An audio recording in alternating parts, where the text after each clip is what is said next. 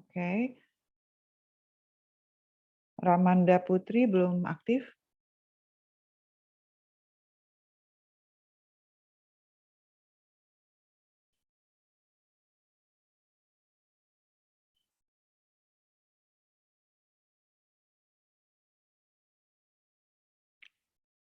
Silakan diaktifkan dulu kameranya.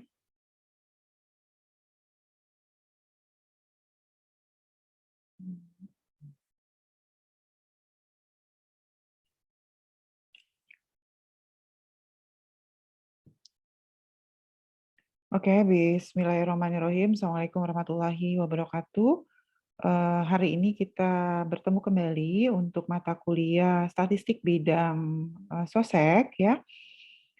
Saya pikir kita tidak perlu berkenalan ya, karena kita sudah pernah ketemu di mata kuliah statistika. Betul begitu?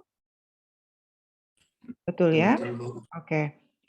Seperti biasa, saya mohon ketika kuliah berlangsung, semua kamera dalam kondisi on ya, tetapi speaker dalam kondisi off ya. Jadi tolong yang belum mengaktifkan kamera, silahkan kameranya diaktifkan. Ya, jika nanti pada saat saya mengajar ada yang tidak mengaktifkan kamera, saya otomatis akan keluarkan dari kelas tanpa melakukan konfirmasi ya. Jadi nanti yang tiba-tiba terkeluar dari kelas itu karena kameranya tidak diaktifkan. Kali ini kita bertemu gitu ya untuk mata kuliah statistik bidang sosek.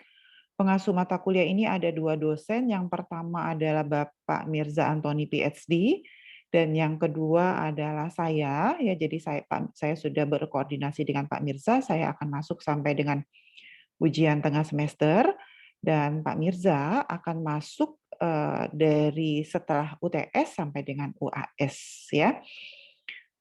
Sebelum saya masuk dengan materi perkuliahan, saya akan menjelaskan terlebih dahulu terkait dengan rencana pembelajaran kita untuk semester ini. Jadi mata kuliah ini ada 2 tim dosen, untuk kelas Indralaya saya dan Pak Mirza, sementara untuk kelas Palembang ada Profesor Sriati dan Ibu Dwi Wulansari PhD.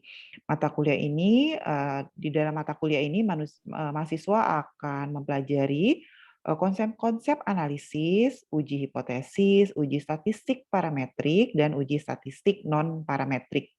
Ya, jadi di RPS ini sudah saya muat di dalam e-learning, materi kuliah hari ini juga sudah saya muat di e-learning, jadi nanti bisa di-download. Mohon diperhatikan materi-materi yang akan saya sampaikan. Oh ya, diktat bahan ajar juga sudah saya upload semalam tadi pagi ya di e-learning, jadi bisa di-download. Jadi minggu pertama hari ini kita akan mempelajari pendahuluan mengenai uji statistika, yang kedua nanti ada uji statistik parametrik, lalu parametrik 1 sampel, lalu parametrik 2 sampel, dan uji non parametrik 2 sampel untuk sampel bebas dan terikat. Minggu keempat kita akan melaksanakan kuis, lalu minggu kelima kita akan melaksanakan kuis, minggu keenam kita akan mulai masuk dengan statistik non parametrik. Jadi kalau yang atas ini, yang 3 pertemuan pertama ini adalah statistik parametrik, yang mulai 6 sampai ke bawah itu kita sudah mulai masuk dengan non parametrik. Minggu ketujuh saya masuk dengan uji statistik non parametrik kasus 2 sampel terikat, minggu ke-8 ujian tengah semester. Minggu ke-9 saya masuk dengan uji statistik non parametrik kasus 2 sampel bebas, ini nanti Pak Mirza.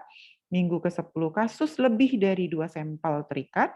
Minggu ke-11 kasus lebih dari 2 sampel bebas, kuis kedua, lalu beberapa uji dalam memeriksa ketidaktergantungan dan homogenitas. Minggu ke-14 uji keeratan hubungan.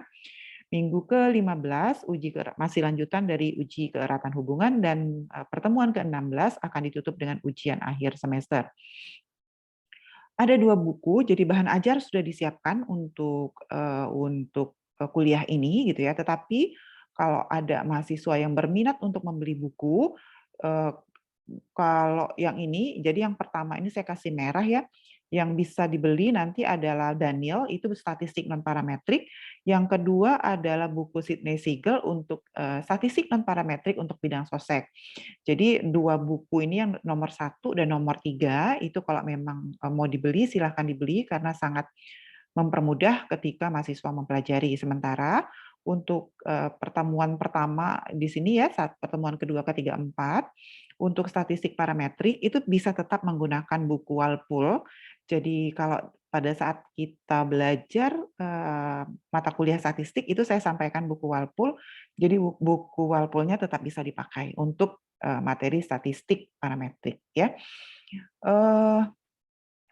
Metode penilaian tetap sama, akan ada kuis, tugas, kehadiran, lalu komponen UTS, dan nanti ada komponen UAS ya, seperti itu. Jadi komponen penilaian tetap sama, saya juga akan tetap melaksanakan kuis ya di akhir perkuliahan untuk setiap sesi, juga akan ada tugas untuk pendalaman. Silakan jika ada yang ingin ditanyakan terkait dengan rencana pembelajaran kita untuk semester ini. Silakan. Ada yang mau tanya? Silakan. Saya sampaikan kembali, untuk yang tidak mengaktifkan kamera, saya akan otomatis tanpa konfirmasi melakukan kick out ya dari kelas. Jadi silakan kalau ada yang ingin ditanyakan. Ada, kalau tidak ada, saya akan, ada yang mau tanya tentang teknis perkuliahan? Tidak ada, kalau tidak ada, saya akan share screen untuk materi kuliah kita hari ini. Ini adalah materi kita kuliah hari ini. Sebetulnya topik besarnya adalah mengenai pengujian hipotesis statistika.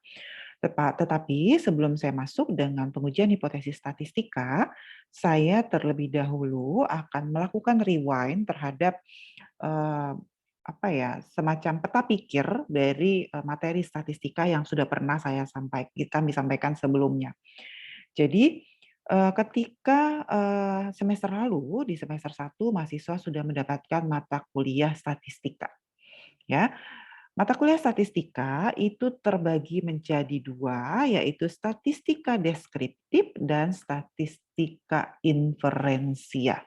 Semoga masih ingat. Ya, di dalam statistika deskriptif apa sih yang kita pelajari? Muhammad Kadafi masih ingat nggak? Silakan Muhammad Kadafi, apa sih yang kita pelajari dari statistika deskriptif? Pengujian apa yang dihitung? Silakan. Muhammad Kadafi, suara saya terdengar jelas? Uji T, uji Z kalau nggak salah, Bu. Oke, uji T dan uji Z. Ya, ketika belajar statistik deskriptif ya, uji T dan uji Z. Iya, Bu. Oke. Eh, Asia Nur Rahma, Asia masih ingat kalau ketika mempelajari statistik deskriptif waktu itu yang masuk Pak Mirza ya. Apa yang dipelajari dalam statistik deskriptif? Ukuran pemusatan data, Bu. Iya, contohnya apa ukuran pemusatan? Nilai tengah, Nilai median, tengah. kayak gitu. Oke, apalagi? Ada satu lagi ukuran pemusatan, lalu ukuran? Ukuran sebaran data, Bu. Sebaran data. Rahel Sinaga. Rahel, kalau ukuran sebaran data yang dihitung apa, Rahel? Rahel Sinaga? Range, Bu, sama standar Range, deviasi. standar deviasi ya. Jadi ketika statistik deskriptif yang kita inti ya, sebetulnya banyak ya isi dari statistik deskriptif, tapi yang paling banyak akan dipakai lagi di statistik inferensia itu adalah ukuran pemusatan dan ukuran penyebaran. Jadi saya ulang, untuk statistik deskriptif itu sebetulnya ini nggak saya gambar lagi karena kita tidak di sana sebetulnya posisinya. Jadi statistik deskriptif itu yang akan kita pelajari adalah pemusatan ya. Jadi ukuran pemusatan itu median, min, nilai median, min, rata-rata. Kemudian ada ukuran penyebaran, ada rings, ada varians ya, ada simpangan baku. Nah, ini kita pelajari di dalam statistik semester lalu. Nah, kemudian setelah MIT, saya masuk dengan statistik inferensia. Ya, saya masuk dengan statistik inferensia. Masih ingat, Gary, coba apa itu statistik inferensia? Masih ingat metode statistik inferensia itu apa sih? metode statistika yang berkaitan dengan apa coba? Metode statistika yang berkaitan dengan, masih ingat? Oke, ada yang bisa bantu? Silakan. Izin menjawab, Bu. Oke, silakan. Siapa namanya? Lucianti. Lucianti. Silakan apa? Metode? Sampel terhadap populasi, Bu. Oke, itu ah, uji T, uji Z, proporsi, korelasi, dan regresi, Bu. oke ya, itu alat analisisnya ya. Tetapi betul, itu alat analisis untuk statistik inferensia. Jadi statistik inferensia itu apa coba waktu semester lalu? Masih ingat nggak materi? Sebetulnya materi kuliah pertama nih sama loh dengan materi statistika. Penarikan kesimpulan. Izin menjawab, Bu. Ya, Penarikan siapa? kesimpulan. Sebentar, yang pertama jawab tadi siapa? Penarikan kesimpulan? Rahel, Bu. Rahel ya. Jadi betul. Jadi statistik inferensia itu adalah ilmu statistika yang mempelajari tentang penarikan kesimpulan. Ketika kita menarik kesimpulan, maka kita akan mengamati populasi gitu. Karena populasinya besar, ya, karena populasinya besar, kita nggak bisa mengamati semua, kita ambil sampel. Nah, sudah diambil sampel, baru nanti dilakukan pengujian gitu. Jadi itu statistik inferensia statistika yang ilmu statistika yang berkaitan dengan penarikan kesimpulan. Nah, statistik inferensia itu terbagi menjadi dua, yaitu statistik parametrik dan non parametrik. Jadi sebetulnya materi yang akan saya sampaikan sampai dengan pertemuan keempat itu sudah pernah kita pelajari di mata kuliah statistika. Jadi harapan saya mahasiswa akan lebih aware gitu dengan apa yang akan saya sampaikan. Jadi statistik parametrik dengan statistik inferensia terbagi jadi dua, statistik parametrik dan statistik non parametrik. Apa yang termasuk statistik parametrik? Ada korelatif. Waktu kita di mata kuliah statistika kita belajar regresi korelasi ya.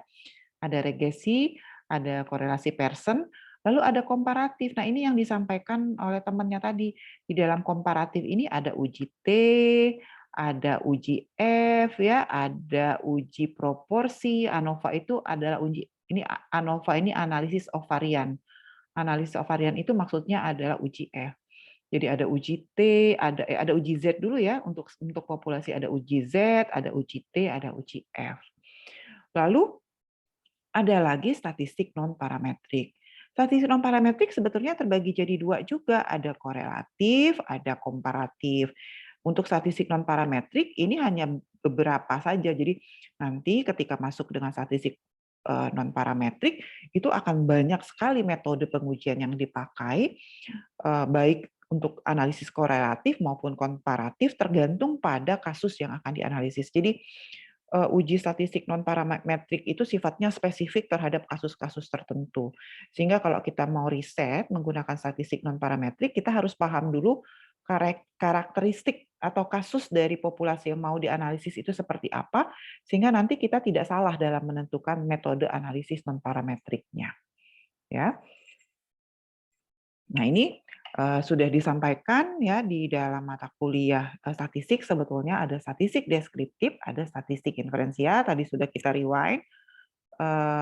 Statistik inferensia ada parametrik, ada non parametrik. Sebetulnya artinya apa? Kalau begitu ada nggak yang bisa menyimpulkan? Berarti kalau statistik bidang sosek itu sebetulnya lebih banyak belajar tentang statistik deskriptif atau statistik inferensia. Bagas Tio bisa bantu. Jadi kalau statistik bidang sosek itu nanti kita belajar yang mana sih, deskriptif atau inferensia sebetulnya lebih banyaknya? Deskriptif, Bu. Deskriptif. Oke. Raimondo, jadi kita di statistik bidang sosek ini nanti kita akan belajar yang mana sih sebetulnya? Deskriptif atau inferensia? Inferensia, Bu. Inferensia. Jadi tolong disimak ya. Jadi ini yang akan kita pelajari di dalam statistik bidang sosek ya. Jadi sebetulnya ilmu statistik inferensia ini tidak hanya diaplikasikan di bidang sosial ekonomi pertanian gitu, tapi teman-teman dari kesehatan, kemudian teman-teman dari ilmu komputer, teman-teman dari Fakultas Ekonomi, teman-teman dari Sosiologi, itu juga menggunakan statistik inferensia. Tetapi kalau kita statistik bidang soseknya itu diarahkan atau diaplikasikan untuk bidang sosial ekonomi pertanian, kira-kira gitu. Nanti teman-teman di sosiologi untuk bidang sosiologi masyarakat, teman-teman kesehatan untuk kesehatan. Tapi intinya cara menggunakannya sama, ya. Lalu bagaimana kita membedakan kapan kita menggunakan statistik parametrik, kapan kita menggunakan statistik non parametrik? Ini yang penting. Karena kalau kita tidak paham, maka kita akan salah menentukan alat analisis. Kalau kita salah menentukan analisis, nanti kita salah ngambil kesimpulan. Kan gitu.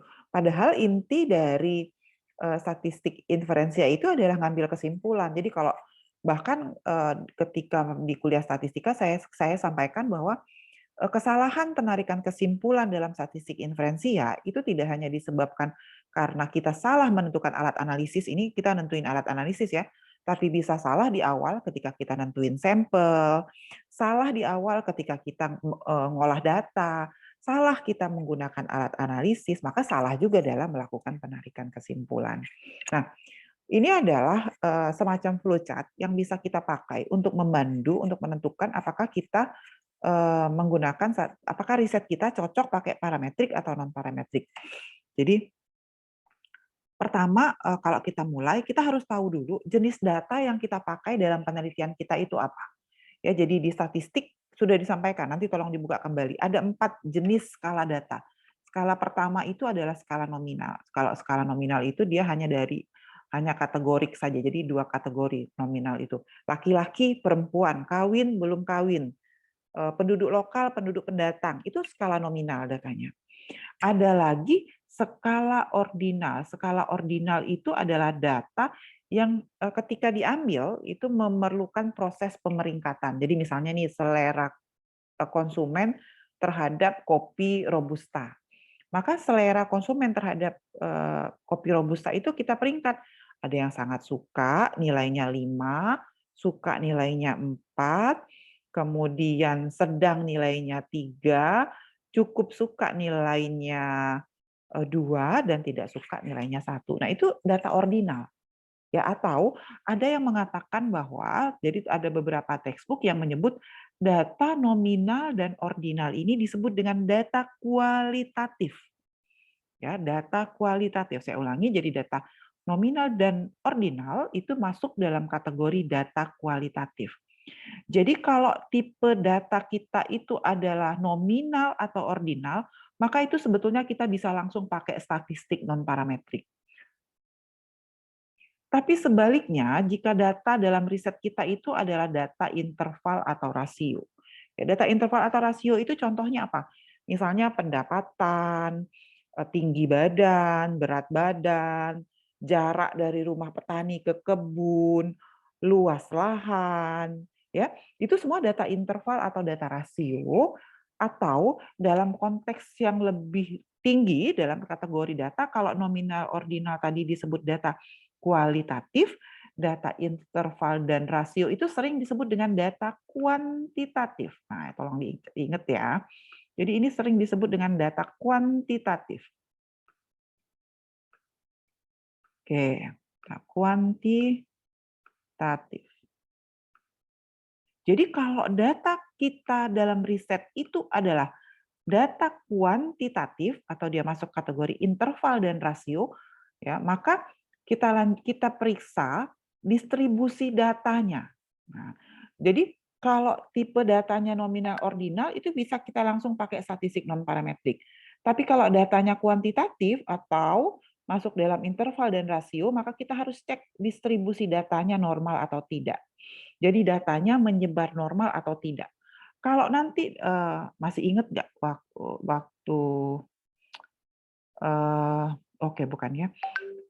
Jadi data menyebar normal itu maksudnya sampel yang kita ambil itu bisa mewakili populasi. Ya, jadi makanya kita harus lihat, cek dulu distribusi datanya. Datanya menyebar normal atau tidak. Kalau dia menyebar normal berarti dia bisa mewakili populasi. Jadi kalau datanya menyebar normal, maka kita cek lanjut lagi jumlah datanya. Kalau hasil pengujian normalitas ternyata dia tidak menyebar normal, maka langsung pakai statistik non-parametrik. Jadi kalau datanya kuantitatif, ya ini datanya kuantitatif, tidak menyebar normal, dia pakai statistik non-parametrik. Tapi kalau dia menyebar normal, kita periksa jumlah datanya. Ya, kalau jumlah datanya lebih kecil dari 30, ya. Jadi kalau data kita tuh kan bisa lebih besar dari 30, lebih besar sama dengan 30, atau lebih kecil dari 30. Kalau jumlah datanya N-nya lebih kecil dari 30, maka kita pakai statistik non-parametrik. Tapi kalau N kita lebih besar sama dengan 30, atau minimal 30, kita bisa pakai statistik parametrik. Ya, kalau bisa pakai statistik parametrik berarti bisa pakai uji T, bisa pakai F, bisa pakai regresi korelasi. Kalau statistik non parametrik itu nanti baru akan kita pelajari di mata kuliah ini jenis-jenis ujinya. Bisa ngikutin nggak sampai sini kira-kira? Kapan kita memutuskan menggunakan statistik non parametrik? Jadi kalau datanya kualitatif, N-nya lebih kecil dari 30, ya pasti pakai statistik non parametrik. Karena itu, kalau lihat skripsi kakaknya nih, udah pernah, mungkin karena belum pernah kuliah, belum pernah ke kampus kali ya, jadi belum pernah baca skripsi kakaknya. Sudah ada yang pernah ikut seminar kakak-kakaknya belum? Seminar hasil gitu. Ada belum? Sudah ada yang pernah ikut? Belum? Oke. Jadi kalau misalnya lihat mengikuti seminar kakak-kakaknya, ya, biasanya rata-rata mahasiswa itu akan menggunakan sampel minimal 30. Supaya bisa pakai statistik parametrik.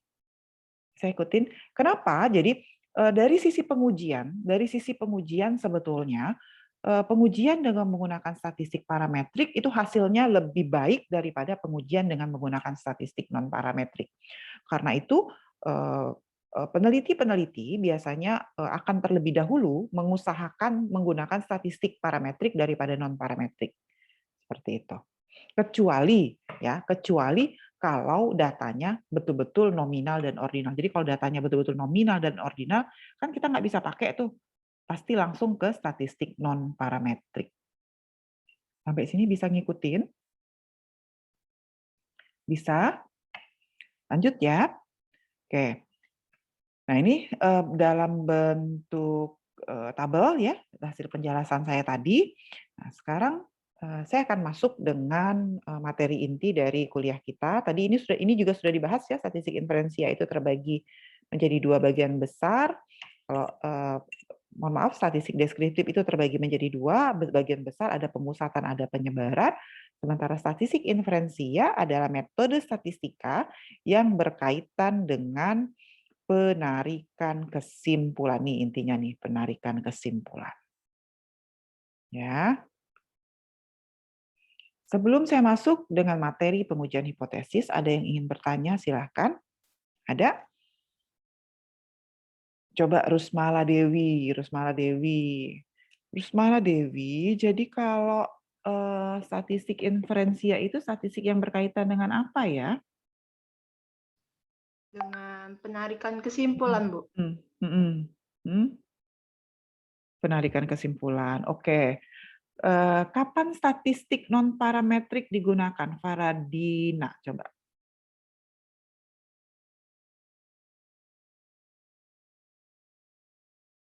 Faradina, silakan. Faradita, Bu. Oh, Faradita. Oke, silakan Faradita. Alisa. Datanya nominal atau ordinal, Bu? Oke. Lucianti, kalau data nominal itu contohnya kayak apa ya, Lucianti?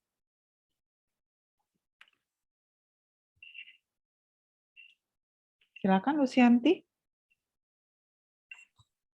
Contohnya apa? Kayak laki-laki, perempuan. Oke, jenis kelamin. Jadi variabel jenis kelamin ya itu adalah contoh dari variabel atau data nominal. Ya, kalau oke siapa lagi nih? Cobain cowok dulu nih. Banyak nih isi kelasnya.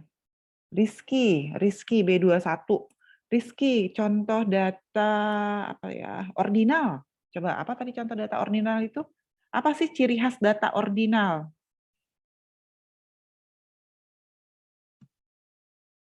Tadi ordinal itu membahas Mm-mm. tentang selera, Bu. Mm. Tingkatan. Oke, jadi persepsi ya. Jadi oke, kalau data ordinal dan nominal itu masuk dalam kategori data apa ya? Grevita Heviananda. Yo, ordinal dan nominal itu masuk jenis data apa tadi?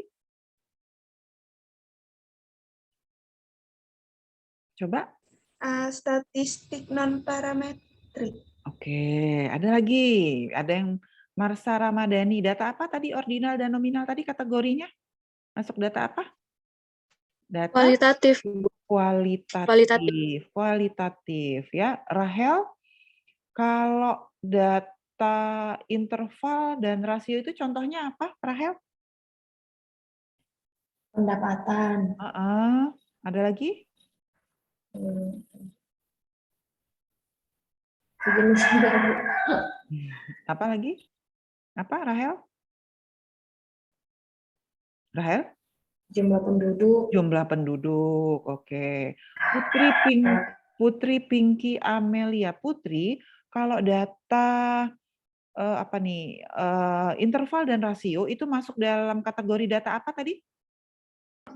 Data kuantitatif, Bu. Data kuantitatif. Oke, sekarang Andino. Andino, kalau gitu bisa nggak menyimpulkan apa sih beda antara data kualitatif dan data kuantitatif? Silakan Andino.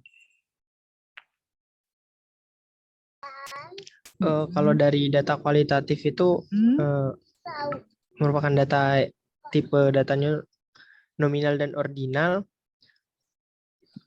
Kemudian untuk data kuantitatif itu tipenya interval atau rasio. Oke, tipenya ya. Bisa nggak dijelaskan apa sih ciri beda antara dua data ini kira-kira? Apa sih bedanya? Kalau untuk beda data antara kualitatif dan kuantitatif, untuk kualitatif itu apa sih ciri paling besar beda antara kuantitatif dan kualitatif? Kan tadi tahu tuh kata Rahel kuantitatif ya, dengan kuanti dan kuali. Tadi kan kata Rahel tuh kalau ordinal itu apa tadi Rahel? Luas lahan ya Rahel ya? Jumlah penduduk ya? Kata Rahel tadi. Oke. Terus tadi kata temannya tadi itu data ordinal itu data apa tadi yang pertama nominal itu laki-laki perempuan jenis kelamin. Apa sih bedanya tuh? Bisa nggak ngebayangin antara yang kuanti sama kuali? Ada nggak yang bisa bantu jelasin? Oke, ada nggak yang bisa bantu jelasin? Res, silakan. Izin jawab, Bu. Oke, namanya dulu tolong. Namanya yang cowok dulu yang duluan. Yang cowok dulu. Siapa namanya? Haris, Bu. Oh, Haris, silakan Haris. Jadi, Bu, kalau untuk data kualitatif itu dia pendeskripsian, Bu. Sedangkan kalau untuk data kuantitatif itu kayak data berupa perhitungan, berupa data yang dari statistika kayak gitu. Oke, ya, oke ya. Jadi data kuantitatif itu data yang memang sudah punya nilai. Tinggi badan itu jelas nilainya. Ya, luas lahan itu udah jelas nilainya. Jadi dia data yang memang sudah punya nilai. Tapi kualitatif itu data yang tidak punya nilai, tapi kemudian kita kasih nilai. Misalnya kita mau lihat variabel jenis kelamin. Jenis kelamin tuh ada nilainya nggak? Kan kalau yang luas lahan tadi jelas 1 hektar, 2 hektar. Jumlah penduduk 1 juta, 2 juta. Kalau jenis kelamin itu ada nilainya nggak? Perempuan. Kan jenis kelamin itu cuma ada 2. Ya nggak? Perempuan, laki-laki. Ada nilai nggak? Nggak ada kan? Jadi data kuali itu adalah data, kualitatif itu adalah data yang tidak punya nilai, kemudian kita kasih nilai. Karena statistik itu tidak bisa melakukan analisis terhadap data-data atau variabel-variabel yang tidak punya nilai. Jadi data-data yang nggak punya nilai itu kita kasih nilai. Misalnya nih, oh kalau laki-laki tuh, misalnya kita mau penelitian konsumsi nih, pengaruh jenis kelamin terhadap konsumsi. Maka, oh laki-laki kasih nilai 1. Kenapa? Kalau laki-laki itu makannya lebih banyak dari perempuan. Oh, kalau perempuan kasih nilainya 0 aja. Nah, kalau sudah dikasih nilai 1, 0, maka dia bisa dianalisis. Karena statistik kan cuma bisa menganalisis angka. Bisa ikutin? Persepsi petani terhadap inovasi teknologi. Petaninya ditanya, Pak, Bapak suka nggak sih mengaplikasikan teknologi? Suka. Nah, petani kan gitu. Bapak bersedia nggak sih mengaplikasikan teknologi? Maka petani akan menjawab bersedia, gitu. Ya nggak? Ya. Kemudian kalau saya tanya, kalau bersedia nilai statistiknya berapa ya? Nggak ada kan nilainya? Maka untuk memudahkan kita dalam menganalisis, kita bikin peringkat. Nah, itu ordinal. Dari petani yang tidak suka, cukup suka, suka dan sangat suka. Misalnya gitu. Bisa ikutin sampai sini? Jadi itu bedanya antara. Jadi kalau data kualitatif itu data atau variabel-variabel yang sebetulnya tidak punya nilai, tapi kemudian kita kasih nilai. Ya.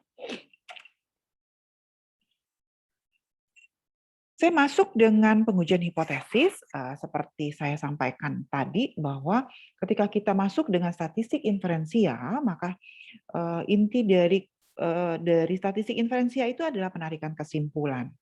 Tetapi kita tidak bisa menarik kesimpulan kalau kita tidak punya jawaban sementara terhadap kasus yang akan kita analisis. Jadi satu yang perlu dipahami ya, jadi kita semester lalu kita belajar statistika, semester ini kita belajar statistika bidang sosek, statistik bidang sosek, nanti semester 5 atau semester 6 mungkin ada ekonometrika, ada riset, itu sebetulnya alat analisis.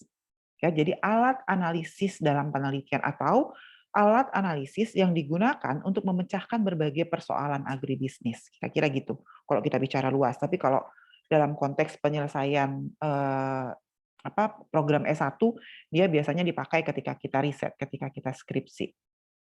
Maka statistik ini nggak bisa dipakai kalau kita nggak punya dasar teori. Kita nggak punya kasus yang mau diselesaikan. Jadi statistik ini cuma alat untuk menjawab, untuk menyelesaikan masalah. Maka kalau kalau dalam riset itu kan harusnya kita ada nggak ya? Dalam riset itu kan ada bab 1, gimana ya? Saya buka dulu materi, ada nggak ya? Metode ilmiah. Sudah dapat metode ilmiah belum ya? Ada? Sudah pernah dapat metode ilmiah? Sebentar. Nah, oke ya, kira-kira lah ya ini. Nah, jadi statistik itu adalah bagian dari ini tadi. Ini gimana nih caranya? Ini di stop dulu. Supaya yang ininya bisa masuk.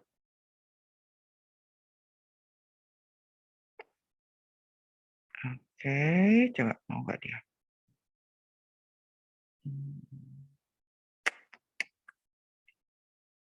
Nah, nih, tampil nggak proposal penelitian? Tampil ya? Oke. Nah, statistik itu sebetulnya ada di sini loh, ada di kalau di dalam laporan itu ada di bab 3 di pelaksanaan penelitian, atau kalau di sini itu dia adanya di bab 3 ini. Di situ adanya statistika itu. Ketika kita akan melakukan analisis data, pengolahan data. Jadi statistik itu nggak bisa berdiri sendiri. Dia menarik ketika kita menganalisis data, nanti di sini akan ada penarikan kesimpulan statistika. Nah, karena itu kesimpulan ini nggak bisa diambil kalau di depan itu kita tidak rumuskan apa yang disebut dengan hipotesa. Jadi kalau dalam riset itu ada yang disebut dengan hipotesa. Ada yang pernah dengar kata hipotesis? Ada yang pernah dengar kata hipotesis? Pernah. Oke, di mata kuliah. Oke, di mata kuliah apa? Ada mata kuliah apa dengar kata hipotesis? Kalau dulu di mata kuliah statistika pernah, Bu. Oh, di statistika pernah ya? Saya jelasin ya. Oke. Yang lainnya di metode ilmiah udah dapat belum? Gina, udah dapat belum metode ilmiah? Anak 2021 ada mata kuliah metode ilmiah nggak ya? Soalnya kurikulum Nggak ada, Bu. Nggak ada ya? Ada, Bu. Saya belum hafal soalnya. Oh, berarti nggak ada metode ilmiah. Jadi statistik itu adalah alat analisis, sehingga dia ada di sini, ada di bab 3 kalau di riset. Ya. Gunanya untuk apa? Gunanya untuk menguji hipotesis. Gunanya untuk menguji hipotesis. Ya, hipotesis itu ada yang tahu kalau begitu apa itu hipotesis kalau sudah pernah di dalam statistik? Ingat? Jawaban sementara, Bu. Jawaban sementara. sementara. Dugaan Jadi sementara. di dalam terima kasih. Di dalam pendahuluan ya, di dalam pendahuluan kita kan ketika kita riset nanti skripsi misalnya, di dalam pendahuluan itu kita akan jelaskan ada persoalan apa sih yang mau kita teliti. Misalnya nih, sekarang lagi COVID ya. COVID itu kira-kira berdampak nggak sih terhadap pendapatan petani? Nah, kira-kira gitu. Ya, kita analisis bahwa COVID itu menyebabkan aktivitas kita menjadi terbatas. COVID itu menyebabkan harga input jadi naik karena kan hanya sedikit yang melakukan aktivitas. Kita ungkap di latar belakang. Kemudian di kerangka pemikiran di bab 2 kita mau rumuskan hipotesis. Nah, kira-kira hipotesisnya apa ya? Ya, kira-kira hipotesisnya apa? COVID itu kira-kira menaikkan atau berdampak positif atau berdampak negatif terhadap pendapatan petani? Hipotesisnya. Negatif, Bu. Negatif. Ya, jadi di situ hipotesis. Pandemi COVID-19 berdampak negatif terhadap pendapatan petani. Itu hipotesis kita berdasarkan teori-teori yang kita baca. Teori itu mengatakan kalau harga input naik maka pendapatannya pasti turun. Teori mengatakan bahwa kalau alokasi kerja sedikit, maka produksinya sedikit berarti pendapatannya sedikit. Nah, kira-kira itu dari teori. Sehingga muncullah hipotesis kita tadi. Nah, hipotesis kita tadi mesti diuji. Ya, harus diuji hipotesisnya. Bagaimana cara mengujinya?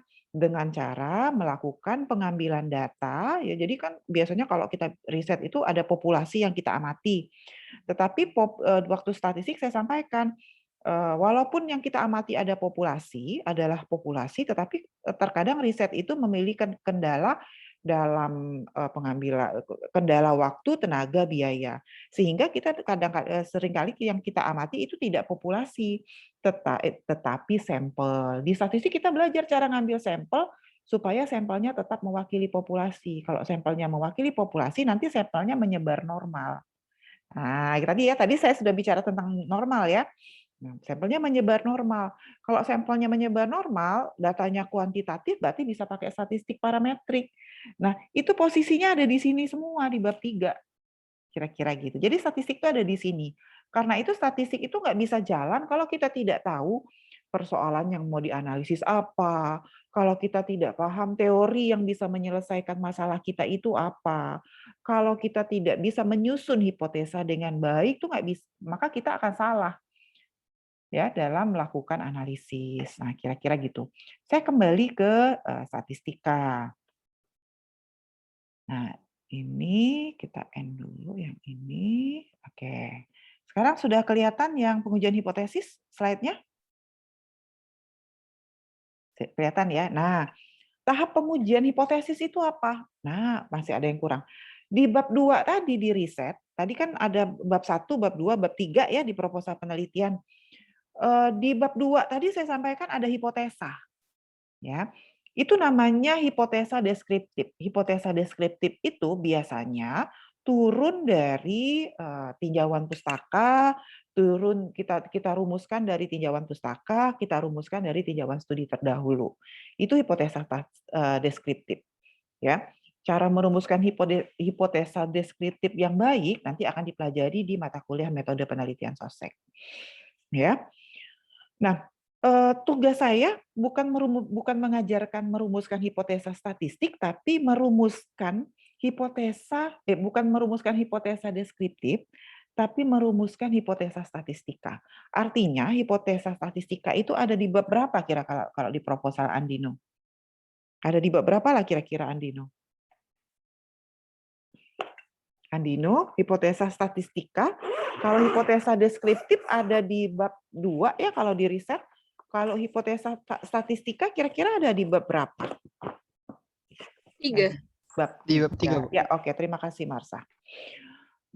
Ya, jadi ada di bab 3 karena tadi saya sudah sampaikan statistika itu akan dijelaskan di bab 3. Ya. Jadi hipotesa deskriptif yang ada di bab 2 itu harus kita rumuskan menjadi hipotesa statistika. Ya, ada beberapa tahap dalam pengujian hipotesa statistika. Yang pertama tadi saya sampaikan, kita harus rumuskan hipotesa nol. Kita harus rumuskan hipotesa alternatif, kita harus tentukan kriteria uji, kemudian menentukan nilai uji statistika dan membuat kesimpulan.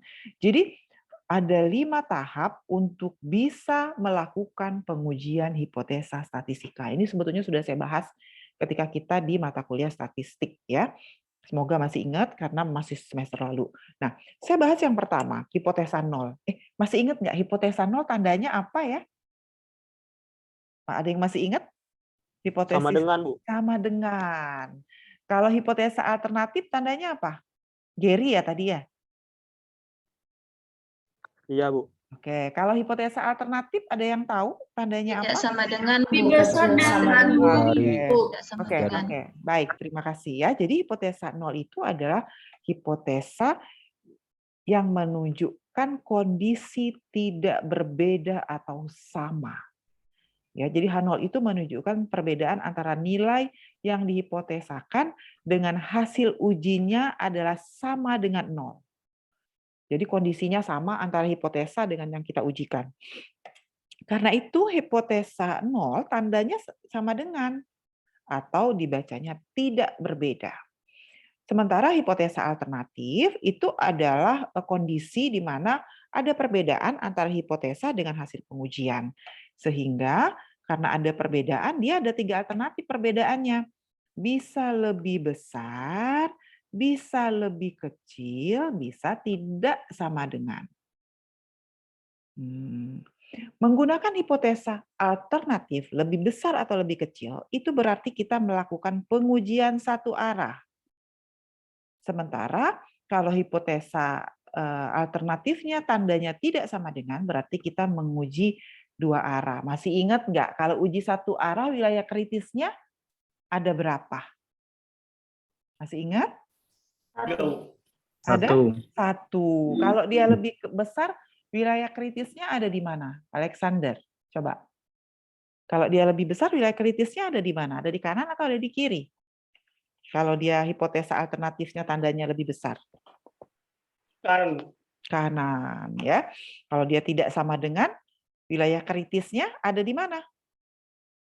Kiri dan kanan, Bu. Kiri dan kanan. Oke. Ya, tahap ketiga adalah menentukan kriteria uji. Yang pertama, kita harus menentukan uji statistika yang relevan. Ketika kita belajar statistika, uji statistika yang relevan kita itu masih terbatas jenis pengujiannya. Yang kita pelajari hanya uji Z, uji T, uji F, ya, regresi korelasi, sama di pertemuan terakhir itu ada sedikit pengenalan ya mengenai 4 uji kalau tidak salah di dalam statistik non parametrik. Tetapi kalau kita mau bicara statistik non parametriknya lengkap, itu nanti di dalam non parametrik itu akan banyak sekali pengujian yang dipelajari. Jadi nanti ada macam-macam jenis uji. Jadi kita akan menentukan variabelnya, tentukan jumlah sampel, baru bisa nanti menentukan statistik uji berdasarkan tadi yang tabel tadi. Kalau dia datanya ordinal atau nominal pakai statistik parametrik, kemudian kalau dia interval atau rasio kita lihat distribusinya, ya seperti itu. Nah, kalau kita sudah menentukan uji, maka kita tentukan tingkat kepercayaan sampai level berapa sih pengujian kita ini bisa diterima. Ya, masih ingat nggak kalau saya pakai alfanya 5%, berarti kesalahan analisis kita berapa persen? 95%. Bu. Sebentar. Persen, Bu. 5%. 5%. Oke, bentar. Terima kasih. Oke. Jadi, kalau saya pakai alfa 5%, berarti kesalahan penelitiannya 5%, kebenarannya 95%. Seperti itu. Semoga masih ingat ya. Nah, untuk teman-teman yang tingkat kepercayaan ini tidak hanya digunakan oleh kita yang berada di bidang sosial ekonomi ketika riset, tetapi teman-teman yang ada di AET, yang ada di THP itu juga kalau riset pakai statistika, itu juga pakai tingkat kepercayaan. Tetapi mereka biasanya lebih rigid, misalnya paling tinggi kalau orang-orang teknis itu 5%. Ya, kenapa mereka rigid sekali dengan tingkat kepercayaan? Jadi nggak boleh lebih dari 5%.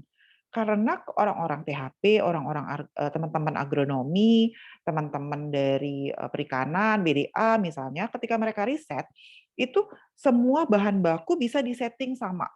Jadi media, misalnya mau bikin kultur jaringan anggrek gitu, itu media agarnya bisa sama, kemudian bahan kimianya sama, ketebalannya sama, sehingga dia rigid, tidak boleh lebih dari 5%. Tetapi kita, karena kita ini adalah orang sosial, sampel kita itu adalah petani, ya, sampel kita itu petani. Petani itu kalau kita ke lapangan, ya, kalau kita ke lapangan, kita mau tanyain petani, petani itu nggak ada yang asalnya sama, pendidikannya sama, umurnya sama, pengalamannya sama, ada nggak? Petani itu yang sehomogen itu.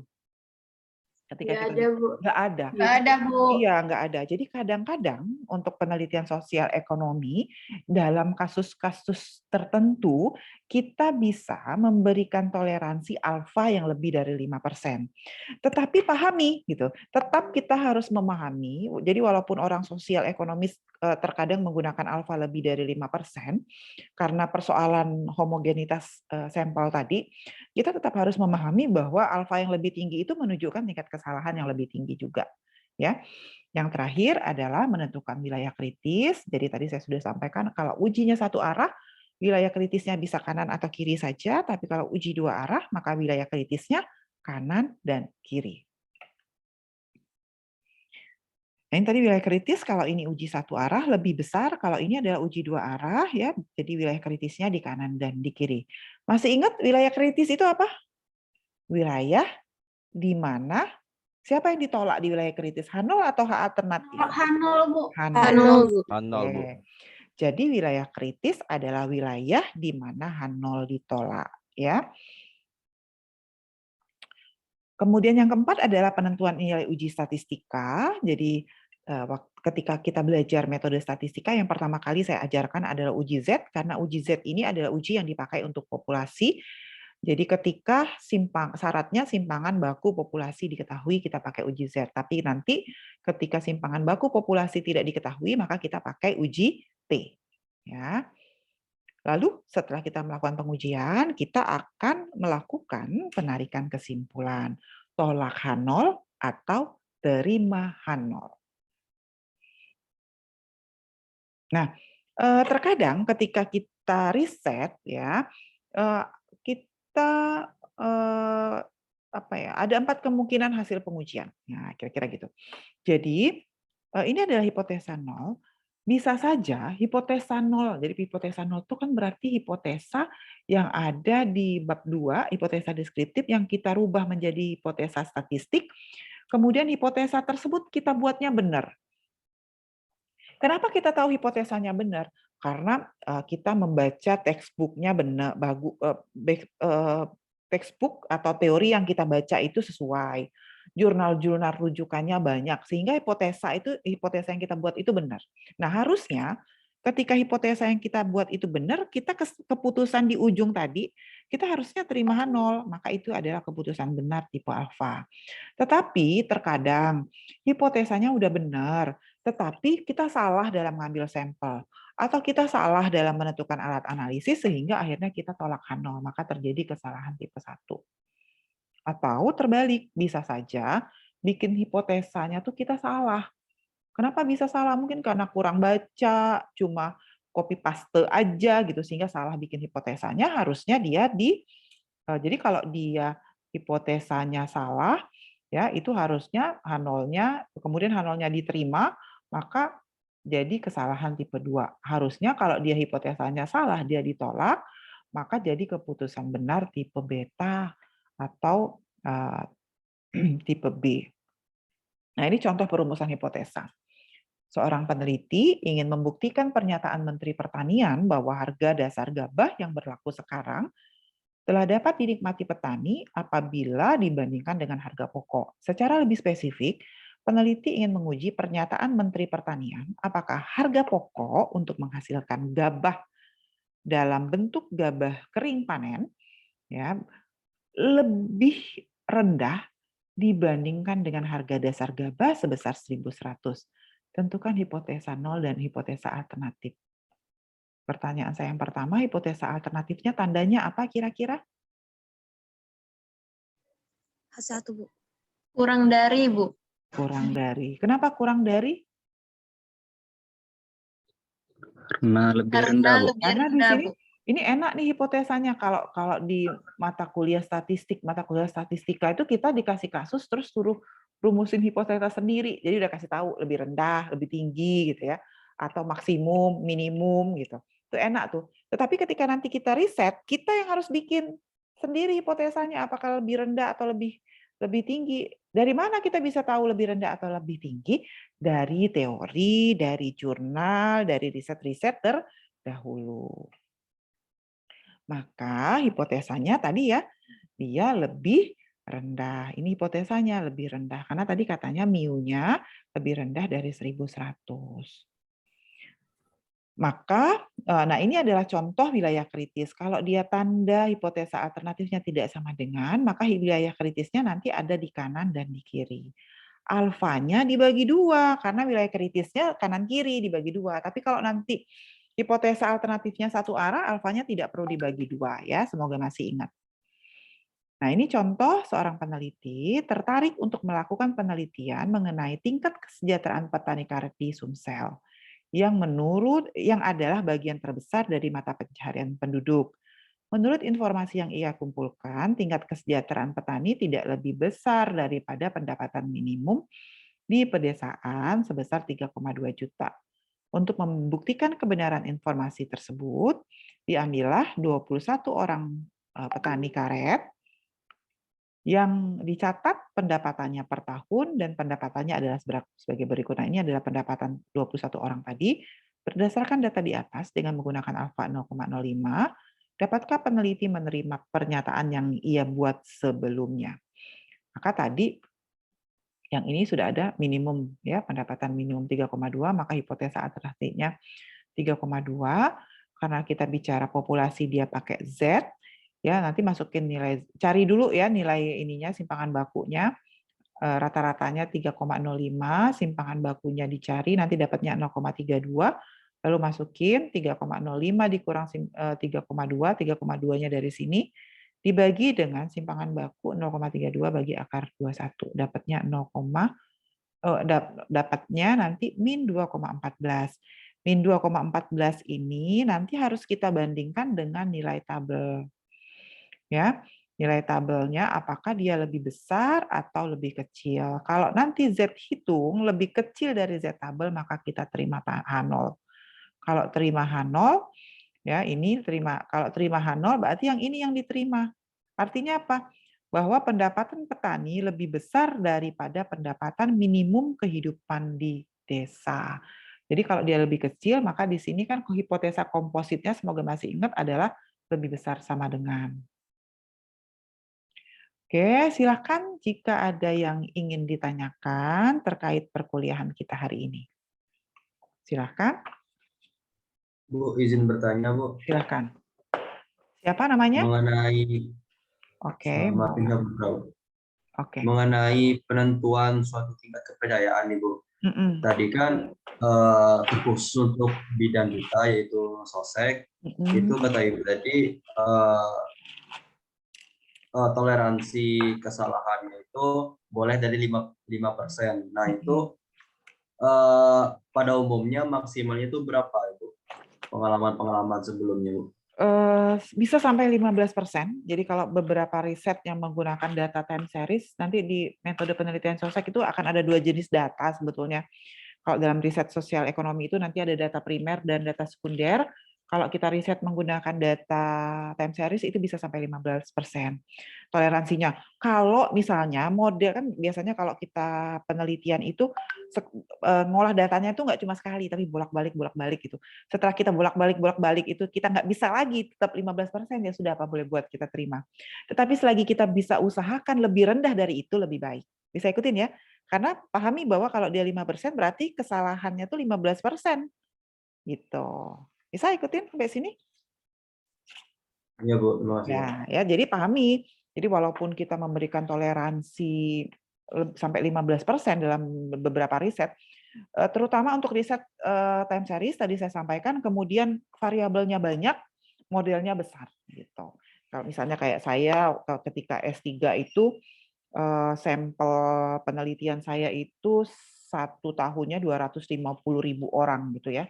Jadi pakai data time series, pakai data sekunder. Nah, itu pasti variasi datanya akan sangat besar, sehingga memang kalau kita kalau datanya banyak, kemudian variasinya besar, biasanya errornya juga besar, gitu. Kira-kira gitu. Jadi ya itu seperti itu ya. Ada lagi silakan.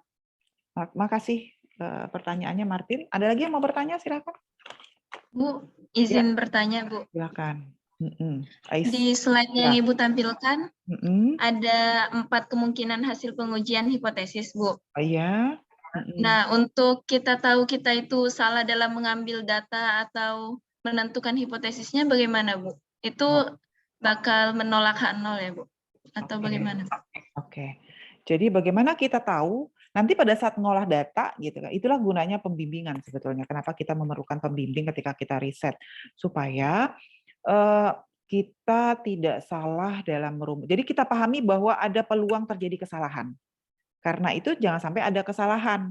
Jadi harapan kita sebetulnya setelah kita belajar, ketika kemudian kita juga punya pembimbing, ketika kita riset, harapan kita tidak melakukan kesalahan ketika merumuskan hipotesa. Bisa ikuti nggak sampai sini? Ya. Jadi bagaimana kita tahu ya? Kita tahu ketika hipotesanya ditolak, kan gitu.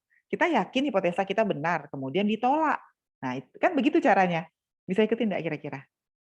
Ya. Nah, jadi hati-hati karena bisa saja ketika kita riset kita melakukan kesalahan. Ketika mata kuliah statistika saya sudah sampaikan bahwa kesalahannya bisa macam-macam. Kesalahan ngerumuskan hipotesa di awal, kesalahan ngambil sampel. Kita bilang sampelnya udah normal, ternyata kita ambilnya acaknya acak-acakan, bukan acak sederhana, kan gitu ya. Kita sudah belajar ya cara ngambil sampel. Terus harusnya pakai statistik non parametrik, kita paksain pakai statistik parametrik. Itu salah juga, artinya kesimpulannya jadi salah. Saya ikutin sampai sini. Jadi ada banyak kemungkinan kesalahan yang kita lakukan ketika kita riset. Ya, karena itu kita perlu belajar teorinya supaya nanti ketika kita riset, kita tidak melakukan kesalahan. Gitu Asia. Ada lagi silakan. Terima kasih Asia. Pertanyaannya, ada lagi yang lain? Yang lain nih gimana nih yang 100 berapa nih? 131 orang nih. Gimana kira-kira? Bisa dipahami materi hari ini? Bisa? Oke. Ada? Bisa diikuti ya. Jadi hari ini saya menjelaskan bagaimana kaitan antara statistik, ya, kemudian kita masuk semester ini dengan mata kuliah statistik bidang sosek. Jadi masih lanjutannya, dan untuk pertemuan pertama, kedua, ketiga, keempat, itu sebetulnya sudah pernah kita pelajari di dalam materi statistika. Tapi kalau di statistika itu belajarnya 1 kali pertemuan tuh 1 materi langsung gitu. Nah, kalau sekarang kita akan perdalam kembali yang mana yang nanti uji statistikanya untuk 1 sampel, untuk 2 sampel bebas, 2 sampel terikat. Waktu statistik kemarin kita hanya belajar untuk 1 sampel saja. Kalau sekarang nanti ada 2 sampel bebas, ada 2 sampel terikat. Tapi sama alatnya. Untuk yang saya ya, tapi nanti kalau untuk Pak Mirza tuh akan ada banyak pengujian yang lain juga. Kalau di saya kita akan belajar tetap uji Z, tetap uji T, tetap uji F. Jadi ujinya sama tapi diterapkan dalam berbagai kasus yang berbeda. Kira-kira gitu. Ya. Jadi nanti ini hanya statistik hanya salah satu alat analisis dalam penelitian gitu. Jadi nanti akan ada banyak alat-alat analisis yang lain, ada ekonometrika, ada riset operasional, ada analisis kelayakan usaha yang bisa dipakai ketika bahkan di dalam mata kuliah ekonomi kelembagaan kita juga bisa mempelajari bahwa ada banyak peluang riset.